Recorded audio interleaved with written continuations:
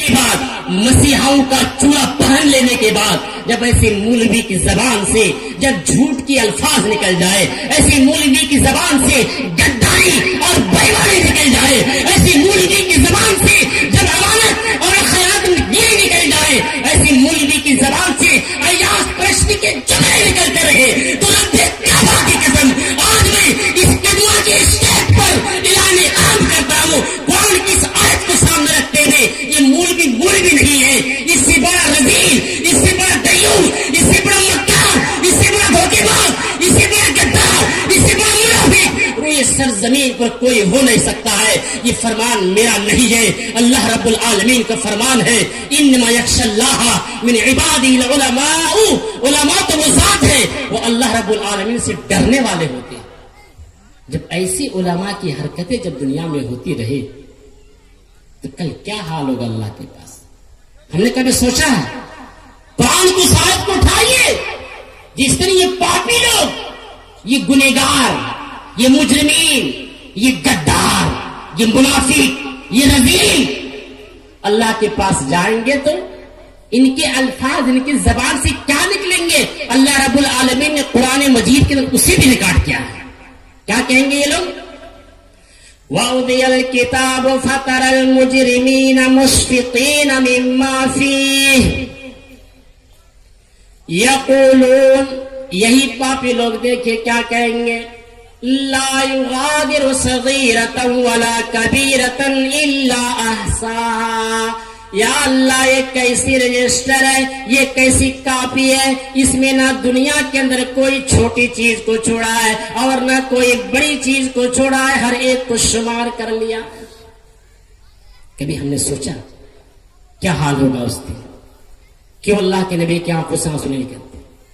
یہ سارے نتائج مراحل کو دیکھتے ہوئے جب اللہ کے نبی صلی اللہ علیہ وسلم میدان محشر میں ایسی پاپیوں کی کیا سفارشی کریں گے؟ آئیے، موضوع ہے کہ کن کن مقام پر اللہ کے نبی روئے۔ دیکھیے ایک خاکہ تھا، صرف ایک ہلکا سا خاکہ میں نے آپ کے سامنے پیش کیا۔ اب دکھاتا ہوں منظر۔ غزوہ احد کی لڑائی ہے، غزوہ احد کی لڑائی ہے، بڑا دردیلا منظر ہے، لیکن صحابہ کرام کی کچھ نادانی کی وجہ سے یہ شکست ہونا پڑا، ہار ہوئی۔ اللہ کے نبی نے منع کیا، آپ نے نادانی کی بنا پر چھوڑ دیا، ہار ہو گئی۔ 70 صحابہ کرام قتل کر دیے گئے۔ اللہ کے نبی صلی اللہ علیہ وسلم غزوہ احد کے میدان میں ایک ایک لاش کو دیکھتے چلے جا رہے ہیں۔ اتنے میں ایک لاش، ناک بھی کٹی ہوئی ہے، کان بھی کٹا ہوا ہے، گردنیں بھی کٹی ہوئی ہے، سینے بھی پھاڑ دیا گیا ہے، کلیجے کو نکال لیا گیا ہے، کوئی ایسا لگ رہا ہے کہ نگلنے کی کوشش کی، نگل نہیں سکا تو تھوک دیا۔ اللہ کے نبی صلی اللہ علیہ وسلم جب یہ منظر دیکھتے ہیں، کہا کہ ہے میرے صحابہ، کون ہے یہ لاش؟ صحابہ کرام کہتے ہیں اے اللہ کے نبی آپ نہیں پہچان پا رہے۔ کہا کہ میں کیسے پہچانوں؟ ناک کٹی ہوئی ہے، کان بھی کاٹ دیا گیا ہے، گردنیں کٹی ہے، سینے کو چاک دیا گیا، کلیجے اس طریقے سے ہے کہ نگلنے کی کوشش کی تو نگل نہیں سکا تو تھوک دیا، پہچاننے کی تو کوئی صورت ہی نہیں۔ اللہ کے نبی سے صحابہ کرام کہتے ہیں اے اللہ کے نبی، ذرا مائک کو صحیح کرو نا، آواز کھنچ رہا ہے۔ اے اللہ کے نبی، یہ آپ کے چچا حضرت حمزہ ہے، حمزہ کا نام سنتے ہی اللہ کے نبی صلی اللہ علیہ وسلم بیٹھ جاتے ہیں اور کہتے کیا یہ میرے چچا ہے؟ کہا کہ ہاں۔ اللہ کے نبی بیٹھ جاتے ہیں اور رونے لگتے ہیں۔ اتنے ہی میں آپ کی پھوپھی صفیہ میدان احد کے فیلڈ کے اندر چیختی ہوئی پکارتے ہوئے دوڑتی ہوئی آ رہی ہے. اللہ کے نبی کی کان میں جب یہ آواز گونجتی ہے کہ میری پھوپھی صفیہ بھی آ رہی ہے, صحابہ کرام کو بھیجتے ہیں, اے میرے صحابہ جا اور میری پھوپھی کو روک دے. میری پھوپھی صفیہ اپنے بھائی کے ڈیڈ باڈی کو نہیں دیکھ سکتی, برداشت نہیں کر سکتی. صحابہ کرام جاتے ہیں اور اپنی پھوپھی اللہ کے نبی کی پھوپھی صفیہ کو روک دیتے ہیں. لیکن صفیہ کیا کہتی ہے, میرے ماں بہنیں یہ میسج میں آپ کو دینا چاہتا ہوں کہ ایک عورت کی زبان سے دیکھی کہ کون سے جملے نکلتے ہیں. یہ واقعہ سننے کے بعد میری ماں بہنیں آپ کی ایمان بھی تازہ ہونی چاہیے. آج مرتے ہیں نا ہمارے گھروں میں اتنی چیخ و پکار اس قدر سے روتے ہیں کہ پورے محلے والوں کو سنا دیتے ہیں, قیامت برپا ہو جاتی ہے. لیکن دیکھیے اللہ کے نبی کی پھوپھی صفیہ کے الفاظ کیا زبان سے نکلتے ہیں. صحابہ کرام روک رہے ہیں. اللہ کے نبی کی پھوپھی صفیہ کہتی ہے, اے مجھے معلوم ہے میرا بھتیجا محمد مجھے روک رہا ہے. کہا کہ ہاں. کہا کہ جا میرے بھتیجے محمد سے کہہ دے کہ تو کیوں اپنی پھوپھی کو روک رہا ہے, شاید تجھے نہیں معلوم میں پہلے سے سن چکی ہوں میرے بھائی کی ناک کٹی ہوئی ہے, کان کاٹ دیا گیا ہے, گردنیں بھی کٹی ہوئی ہے, سینے بھی چاک کر دیا گیا ہے, کلیجے کو کسی نے نگلنے کی کوشش کی مگر نگل نہیں سکا تو تھوک دیا ہے. اے جا اور میرے بھتیجے محمد سے یہ ماجرا سنا دے. صحابہ کرام جاتے ہیں اور جاتے ہی کہتے ہیں, اے اللہ کے نبی آپ کی پھوپھی صفیہ پہلے سے یہ منظر سن چکی ہے. اللہ کے نبی کہتے ہیں چھوڑ دو میرے صحابہ, آنے دو میرے پھوپھی کے آنے دو. صفیہ جاتی ہے اور اپنے بھائی کے ڈیڈ باڈی کو دیکھتی ہے اور دیکھتے ہی صفیہ زار و قطار رونے لگتی ہے, آپ کی آنکھوں سے آنسو نکل لگتے ہیں. اللہ کے نبی اپنے پھوپھی کی آنسو دیکھتے ہوئے اس قدر اللہ کے نبی رو رہے ہیں اور زار و قطار آپ کی آنکھوں سے آنسو نکل رہے ہیں. میرے بھائیوں یہ تیسرا مرحلہ ہے جو امام الانبیاء جناب محمد رسول اللہ صلی اللہ علیہ وسلم کے آنکھوں سے آنسو نکلے ہیں اور اللہ کے نبی زار و قطار رو رہے ہیں. چیختے ہوئے کہتے ہیں, اے میری پھوپھی صفیہ میں نے کہا تھا اپنے بھائی کے ڈیڈ باڈی کو تو دیکھ نہیں سکتی ہے, اپنے بھائی کو دیکھ کر کے برداشت نہیں کر سکتی ہے. آپ کی پھوپھی صفیہ جواب دیتی ہے, اے میرے بھتیجے محمد شاید تجھے نہیں معلوم کہ میں کیوں رو رہی ہوں, کیوں میرے آنکھوں سے آنسو نکل رہی ہے. اے میرے بھتیجے میں اس لیے رو رہا ہوں کہ اللہ تبارک و تعالیٰ نے ایک بھائی مجھے ایسے دیا ہے. اگر اللہ تعالیٰ مجھے 70 بھائی دیا ہوتا تو آج میں اس غزوات کے اندر شہید ہوتا دیکھتا تو آج میرا سینہ کتنا اونچا ہوتا. دیکھ رہے ہیں 70 بھائی کی تمنا کر رہے ہیں اللہ کی راہ میں شہید ہوتے ہوئے. یہ تیسرا مرحلہ تھا جو امام الانبیاء صلی اللہ علیہ وسلم کے آنکھوں سے آنسو نکلے. ابھی دیکھتے جائیے کتنی آنسو نکلے. چوتھا مرحلہ کہاں اللہ کے نبی کی آنکھ سے آنسو نکلے اور یہ اس سے بھی بڑا دردناک آنسو, اس طرح آنسو نکل رہے ہیں کہ آپ مرغے مچھل کی طرح بلک رہے ہیں. جس طرح کی مچھلی کو جب تالاب سے اتار لیا جائے اوپر میں اور زمین میں رکھ دی جائے تو مچھلی کس تڑپتا ہے, ویسے اللہ کے نبی بلک رہے ہیں اور تڑپ رہے ہیں. چوتھا مرحلہ دکھاتا ہوں اللہ کے نبی کی آنسو کہاں نکلے. آپ کی بیٹی زینب کی جب شادی ہوئی تھی اس وقت ان کے شوہر کو بھی قیدی بنا کر کے لایا گیا تھا. عمرو بن عاص کو لانے کے بعد صحابہ کرام یہ شرط لگا رہے ہیں, مشورہ کر رہے ہیں کہ جتنے بھی قیدی ہم لائے مشرکین سے ایسے کیوں چھوڑیں گے, کچھ لے لیا جائے. اللہ کے نبی بھی کہے کہ ٹھیک ہے جب سب کی راہ ہے تو وہی لے لیا جائے. کہا کہ جاؤ ایک ایک کر کے سب کوئی فدیہ لے کر کے آؤ. سب کوئی جا رہے ہیں اور کچھ لے کر کے آ رہے ہیں اور آزاد ہو رہے ہیں. واقعہ لمبی ہے مگر میں صرف خاکہ پیش کر رہا ہوں. مجھے منظر دکھانا ہے کہ اللہ کے نبی اس مقام پر بھی روئے تھے، اس لیے کہ وقت کی قلت ہے. سب آئے بیٹے گئے، ایک شخص سے بچے، آپ کے داماد عمرو بن عاص. اللہ کے نبی کی انصاف دیکھیے،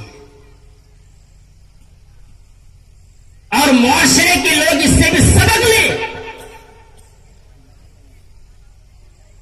کہ آج ایسی انصاف ہمارے پاس ہے کہ نہیں ہے. اللہ کے نبی کہتے ہیں تو یہ مت سوچ کہ میں تیرا سسر ہوں تو میں تجھے آزاد کر دوں. نہیں نہیں، تجھے بھی کچھ دینا پڑے گا.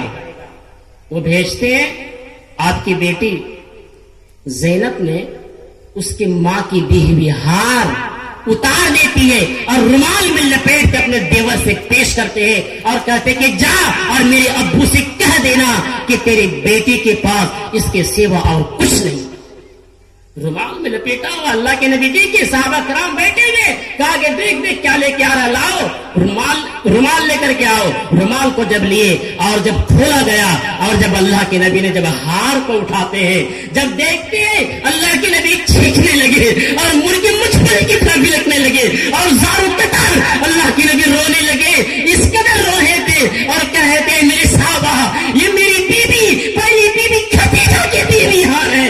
قسم خدا کی میں نے دیکھا ہے کہ میری بیوی جب ضعیف ہو گئی تھی، میری بیوی جب کمزور ہو گئی تھی، اپنے گلے سے ہار کو اتارا اور اپنے بیٹی کے گلے میں ڈال دی اور کہا کہ بیٹی اب میں بوڑھی ہو چکی ہوں، اب میں اس گال کے ہار کے لائق نہیں ہوں، اب تو سسرال جا رہی ہے. اے میری بیٹی اب اس ہار کی تجھے ضرورت ہے. اللہ کے نبی رو رہے ہیں، مرغی مچھل کی طرح بلک رہے ہیں. صحابہ کرام دیکھے برداشت نہیں ہو رہے کہ اللہ کے نبی رو رہے ہیں. صحابہ کرام کے دل میں رحم آ جاتے ہیں اور کہتے ہیں اے اللہ کے نبی، ہم سب لوگوں کی یہ رائے ہے، ہم سب لوگوں کی یہ مشورہ ہے، اے اللہ کے نبی آپ انہیں واپس کر دیجئے، آپ انہیں چھوڑ دیجئے. اللہ کے نبی کہتے ہیں نہیں نہیں، میں انصاف تو ضرور کروں گا، اسے آزاد نہیں کیا جائے گا. وہ ہار بھی رکھ لی. یہ چوتھا مرحلہ ہے جو امام الانبیاء صلی اللہ علیہ وسلم کے آنکھوں سے آنسو نکلے. پانچواں مرحلہ کہاں اللہ کے نبی کی آنکھوں سے آنسو نکلے؟ آئیے قرآن آیات سے دیکھتے ہیں. وَلَنَبْلُوَنَّكُمْ بِشَيْءٍ مِّنَ الْخَوْفِ وَالْجُوعِ وَنَقْصٍ مِّنَ الْأَمْوَالِ وَالْأَنفُسِ. اس آیت کے اندر اللہ تبارک و تعالیٰ نے یہ واضح کر دیا ہے کہ ہم تجھے آزمائیں گے، خوف ڈال کر کے، دہشت طاری کر کے، ہر طریقے سے ہم تجھے آزمائیں گے. تمہاری کھیتی باڑیاں اجاڑ کر کے آزمائیں گے، اور پھل، اور کیا کہا، تمہارے اولادیں بھی لے کر کے آزمائیں گے. اس سے بھی اللہ کے نبی نہیں بچے.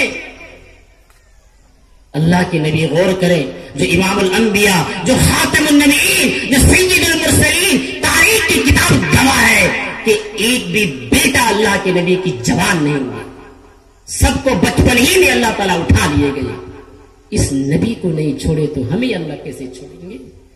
آج اگر چھوٹے بچے جب ہمارے گھروں میں انتقال کر جائے تو ماں بہنیں کی آنکھوں سے اس قدر آنسو کی دریا نکلتی ہے، چیخ اور پکار، اور اپنے گلے کو تماچا مارتی ہے اور اس قدر والا چیختے ہیں. انہیں شاید نہیں معلوم کہ مرنے والے تو مر گئے ہیں، مگر ان کے چیخنے کی وجہ سے انہیں بھی عذاب میں مبتلا کرتے جا رہے، انہیں بھی سزا دی جائے گی. یہ حالات ہے میرے بھائیوں. آئیے دکھاتے ہیں اللہ کے نبی صلی اللہ علیہ وسلم کے پانچواں مرحلہ جو اللہ کے نبی کی آنکھوں سے آنسو نکلے ہیں.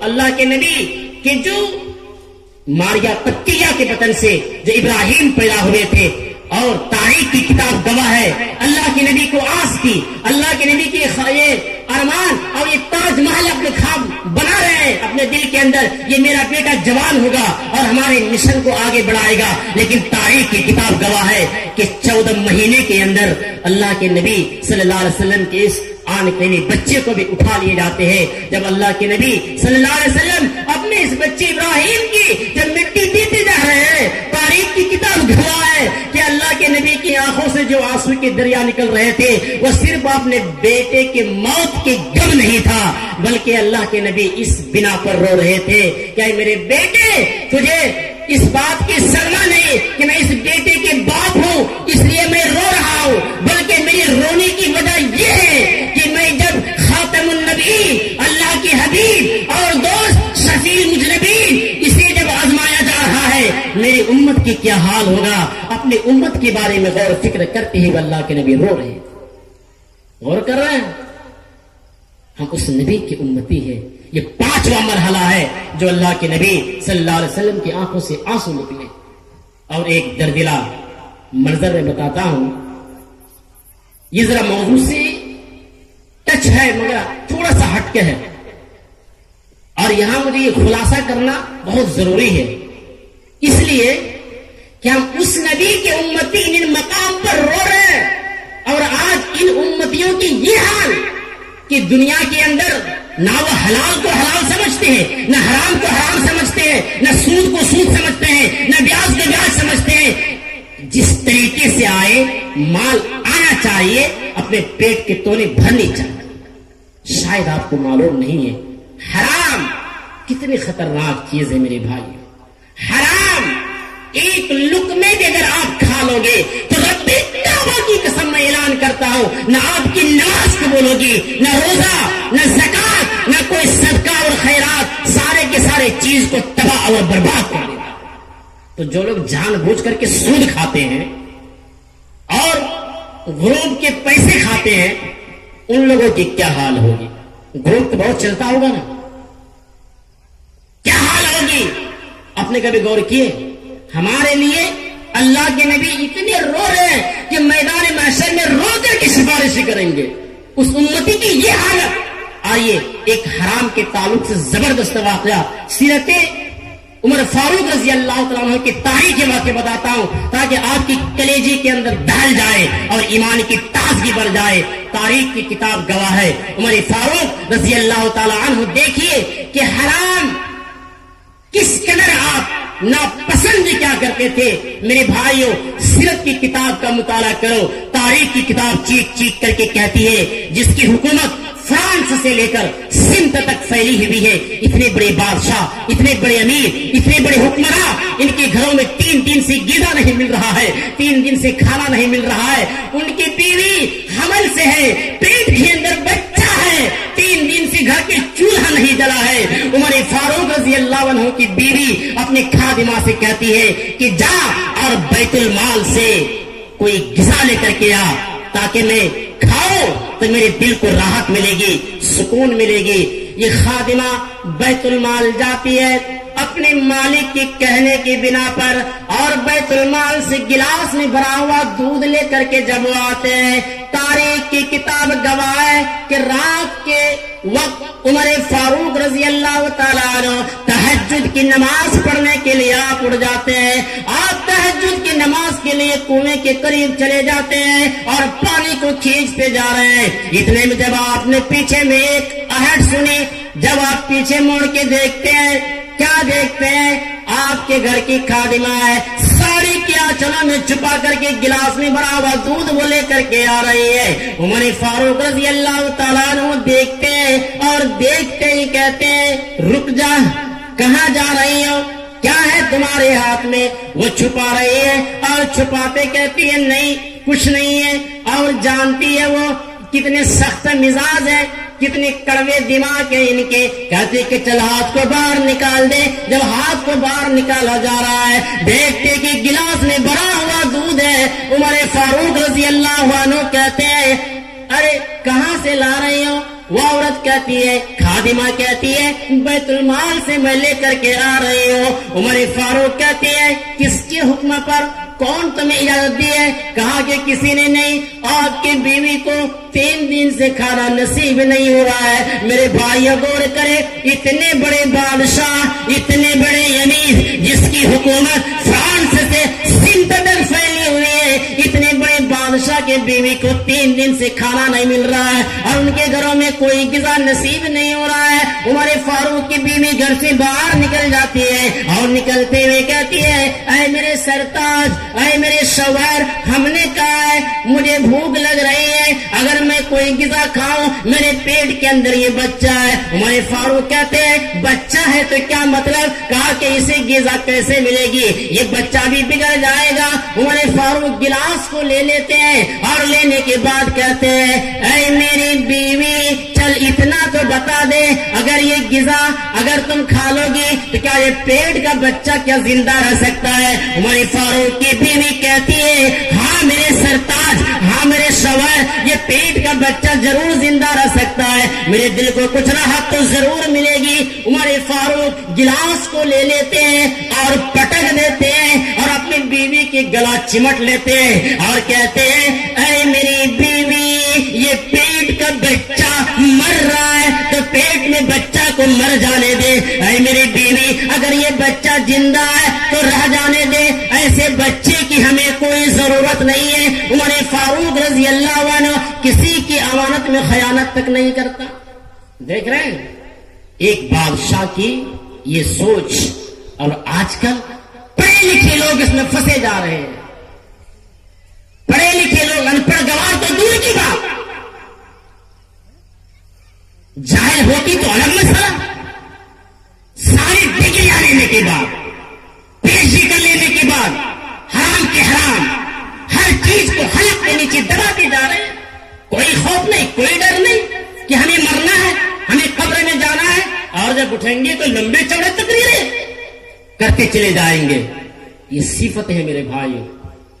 اللہ کے نبی صلی اللہ علیہ وسلم کا فرمان ہے وقت کی قلت ہے, صرف اور 2 منٹ ایک تاریخی اور زبردست واقعہ میں صحابہ کرام کی تاریخ میں بتا کے اپنے موضوع کو ختم کرتا ہوں. اللہ کے نبی صلی اللہ علیہ وسلم کی سیرت کو اپنائیے اور حضرت بلال رضی اللہ تعالیٰ عنہ کی تاریخ کا مطالعہ کرو. اور اسی طرح ماں بہنوں کے تعلق سے میں ایک یہ چند خاکے بتا کے, زیادہ وقت نہیں, صرف 5 منٹ میں لوں گا, اپنی بات کو میں سمیٹ رہا ہوں, ختم کر رہا ہوں. ماں بہنیں بھی آئی ہوئی ہے, آپ یہ غور سے سنیں. آج رشتہ لگا, ابھی شادی کی بات ابھی طے ہوئی ہے, ابھی 2 مہینے باقی ہے اور موبائل سے کانٹیکٹ ہوتے رہتے ہیں اور باتیں ہوتے رہتی ہے. عبداللہ بن مسعود اس حدیث کی راوی ہے, ان کی تاریخ کی کتاب اور احادیث کی کتاب کا مطالعہ کرو. ایک انصاری صحابی اللہ کے نبی کے پاس چلے جاتے ہیں اور جا کر کے کہتے ہیں کہ اللہ کے نبی فلاں قبیلے کی لڑکی سے میری رشتہ طے ہوئی ہے. اللہ کے نبی کہتے ہیں کیا تم نے اسے اپنی آنکھوں سے دیکھ لیا ہے؟ یہ صحابی کہتے ہیں نہیں نہیں. اللہ کے نبی کہتے ہیں جا اپنے آنکھوں سے دیکھ لے, ہل نظرت الیہ حدیث کے الفاظ ہیں, اپنے آنکھوں سے دیکھ لے. وہ صحابی جاتے ہیں, لڑکی کے ابو سے ملتے ہیں اور ملتے ہی سلام کرتے ہیں اور حال پوچھنے کے بعد کہتے ہیں کیسے آنا ہوا؟ کہا ہمیں آپ کے لڑکی کو دیکھنی ہے. میرے ماں بہنیں غور کرے, وہ جملے کیا ہے صحابی کی؟ آپ کے لڑکی کو دیکھنی ہے. یہ لڑکی کا جملہ سنتے ہی صحابی رسول اس انصاری صحابی کی آنکھ بھڑک گئے, غصے سے سرخ ہوتے چلے جا رہے ہیں اور کہہ رہے ارے تو میری بیٹی کی دیکھنے کی بات کر رہا ہے, ابھی تو تیری شادی کی بات طے ہوئی ہے. صحابی غصہ کر رہے ہیں, لڑکی گھر کے آڑ سے سن رہی ہے, میرے ماں باپ کو برا لگ رہا ہے. حالانکہ وہ کہہ رہی ہے لڑکی پردے کے آڑ سے اے نوجوان ابھی تیری میرے ساتھ شادی بھی نہیں ہوئی ہے. اے نوجوان حقیقت میں تو مجھے نہ دیکھ. اے نوجوان تیری ساتھ شادی ہو جانے دے, دن رات میرے چہرے کا دیدار کر لینا, دن رات مجھے جا کے فار فار کر کے دیکھ لینا. اے نوجوان یہ بہت بڑا جرم ہے, یہ بہت بڑا گناہ ہے. میرے بھائیوں غور کرے اور میرے ماں بہنیں آج اپنے غریبانوں کو جھانک کر کے دیکھ لیں. ابھی جو بچہ بلوغیت تک نہیں پہنچتا ہے, آج ہماری لڑکیاں, آج ہماری عورتیں اس قدر بگڑ چکی ہے کہ وہ نابالغ بچوں کو پھنسا دیتے ہیں اور سماج کے بھڑوے بیچاری, سماج کے بھڑوے ٹھیکیدار, میں بھڑوے کا جملہ نکالتا ہوں, وہ انصاف سے کام نہیں لیتے ہیں اور غریب بچے کو الزام لگا کر کے شادی کروا دیتے. یہ معاشرے میں چل رہا ہے, ہو رہا ہے کہ نہیں ہو رہا ہے؟ اکثریت کی چل رہا ہے. یہ ہمارا موضوع سے ہٹ کا ہے, یہ موضوع نہیں ہے. اسے میں خاکہ خالی پیش کیا ہوں اس لیے کہ بتانا بہت ضروری ہے. آج یہ برائیاں, یہ صفتیں پائی جا رہی ہے. ابھی شادی نہیں ہوئی ہے, لڑکی کو دیکھنے گیا تو وہ صحابی کی آنکھ بھڑک گئے. آج سوچئے کوئی باپ ایسا ہے, کوئی ماں ایسی ہے کہ ان کی آنکھ بھیگ جائے؟ نہیں ہے. یہ چند باتیں تھی. اللہ رب العالمین سے دعا کرتے ہیں کہ بار العالمین ہم سبوں کو ان کہی ہوئی باتوں پر عمل پیرا ہونے کی توفیق عنایت فرما. اور اللہ رب العالمین سے دعا کرتے چلے کہ آنے والے مراحل میں ہمیں ظالم حکمراں سے بچا, امن سکون اور چین کی زندگی ہمیں نصیب عطا فرما, اور خوب اللہ رب العالمین کی ہمیں بندگی کرنے کی توفیق عطا فرما. آمین. وآخر دعوانا الحمدللہ رب العالمین. السلام علیکم ورحمۃ اللہ وبرکاتہ.